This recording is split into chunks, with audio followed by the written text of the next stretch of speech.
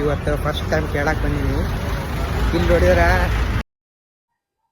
Hi, ನನ್ನ ಹೆಸರು ರಜತ್. ನಾನು ಜೀವನದಲ್ಲಿ ಫಸ್ಟ್ ಟೈಮ್ ಸೋಲೋ ಟ್ರಿಪ್ಗೆ ಹೋಗಿದ್ದೆ. ಸೊ ಇದು ನನ್ನ ಫಸ್ಟ್ ಸೋಲೋ ಟ್ರಿಪ್ ಆಗಿರೋದ್ರಿಂದ ನಾನು ಆಯ್ಕೆ ಮಾಡಿದ ಪ್ಲೇಸ್ ಬಂದುಬಿಟ್ಟು ವಯನಾಡ್. ಸೊ ರಿಸ್ಕಿ ಅಂತಲೇ ಹೇಳ್ಬೋದು, ಯಾಕಂದರೆ ನಂಗೆ ಲ್ಯಾಂಗ್ವೇಜ್ ಕೂಡ ಬರೋದಿಲ್ಲ ಮಲಯಾಳಂ. ನಾನು ಬೆಳಗ್ಗೆ ಮೈಸೂರಿನ 5:30 ಮತ್ತು 7:30 2 ಬಸ್ ಇವೆ. ನಾನು ಬಿಟ್ಟಿದ್ದು 7:30ಗೆ. 5:30ಗೆ ತುಂಬ ಬೇಗನೆ ಆಗುತ್ತೆ ಅಂತ 7:30ಗೆ ಬಿಟ್ಟೆ. ಬೆಳಗ್ಗೆನೇ ಹೋಗೋ ಕಾರಣ ಬಂದುಬಿಟ್ಟು ಅಲ್ಲಿ ಆ ಬಸ್ ಏನಿದೆ ಬಂಡೀಪುರ ರೈನ್ ಫಾರೆಸ್ಟ್ನಲ್ಲಿ ಒಳಗಷ್ಟು ಹೋಗುತ್ತೆ.